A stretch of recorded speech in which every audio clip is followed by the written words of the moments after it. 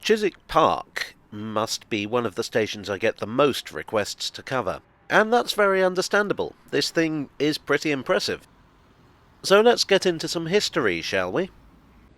Chiswick Park is on the District line, with the Piccadilly line going through non-stop.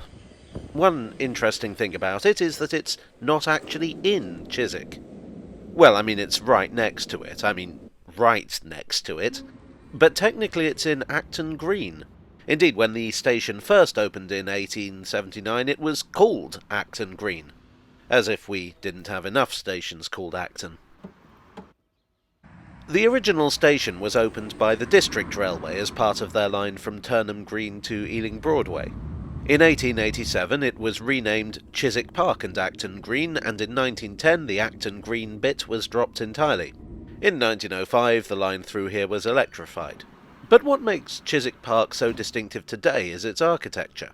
The current building dates from 1932 and was gradually brought into use from the middle of that year. The situation in the late 1920s was that the Underground Group wanted to extend the Piccadilly line from Hammersmith in order to take over some of the District line's branches. And in order to do this, the District line through here would need to be widened from 2 lines to 4, and that meant that the stations along the way would have to go, in whole or in part. Frank Pick, the commercial manager of the Underground Group, saw this as an opportunity to turn the Underground into a showcase of the very best in modernist architecture. Victorian buildings would be swept away, and in their place would arise stations at the cutting edge of design. Chiswick Park has a huge semicircular ticket hall which superficially makes it look quite similar to Arnos Grove. Unlike Arnos Grove, though, Chiswick Park was a fairly restrictive site, having to fit more or less into the footprint of the old station, and being squashed up against the viaduct. The roads and the District line to Richmond that passes close by meant that there was little room for expansion. Chiswick Park was the third of the stations rebuilt under Frank Pick and Charles Holden's modernisation scheme of the early 1930s, after Sudbury Town and Arnos Grove, which I've also done videos on. However, while the architectural style is very similar to Charles Holden's work, the majority of it here is actually Stanley Heaps. At street level we see the standard features we'd expect from one of these stations: a brick building with concrete bits and great big windows to allow a lot of light in. Something I don't think I've mentioned in any of my previous videos is the fact that the window frames are painted green. This is actually supposed to be an optical illusion. The idea is that it makes the window panes look larger. I don't know if it actually does, but that is the reason. Writers on architecture, or at least the ones I consulted for this video, tend to be quite critical of the structure of Chiswick Park, which they consider unbalanced. I don't know, I think the problem is that given the restrictions of the site, I don't know how Heaps could have made it more balanced. It pioneered some features that would become common on this modernisation programme. The interior of the ticket hall includes glazed bricks that are both hard-wearing and reflect light to brighten the space up.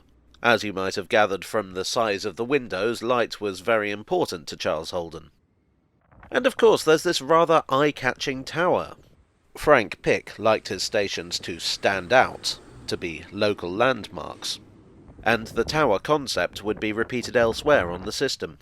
To return to the question of balance, I feel that the tower kind of offsets the so-called unbalanced feel of the station. But that's just my opinion, for whatever it's worth. Up at platform level we get these concrete canopies.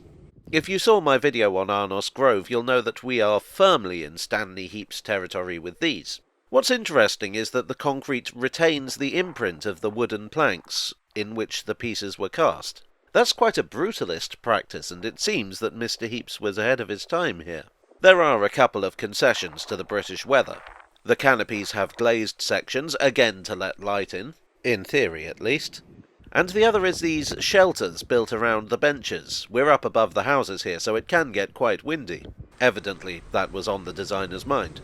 In 1964, the station was one of 3 on the District line to pioneer automatic ticket barriers, the bane of fare dodgers everywhere.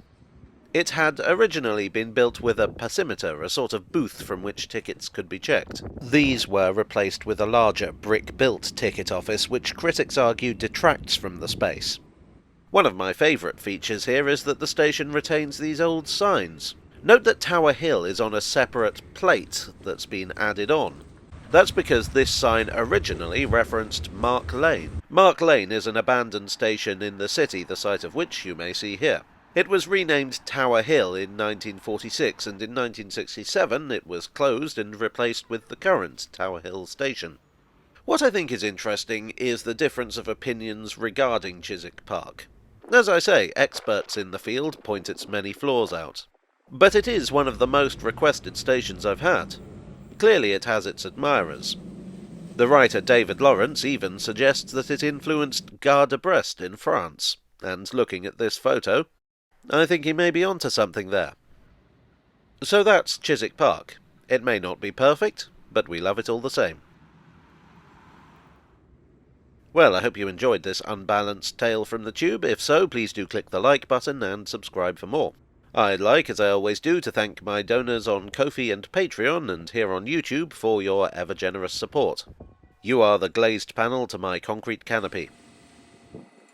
And I'll see you all again very soon. Cheerio.